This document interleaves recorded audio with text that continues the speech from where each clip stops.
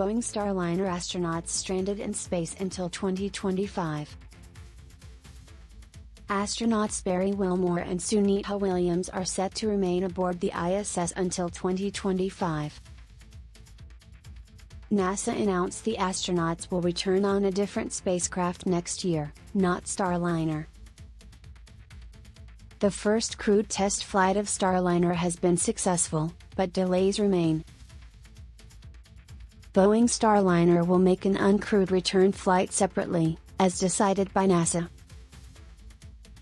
This decision highlights the complexities of space travel and mission planning. Stay updated on space news by subscribing to our channel.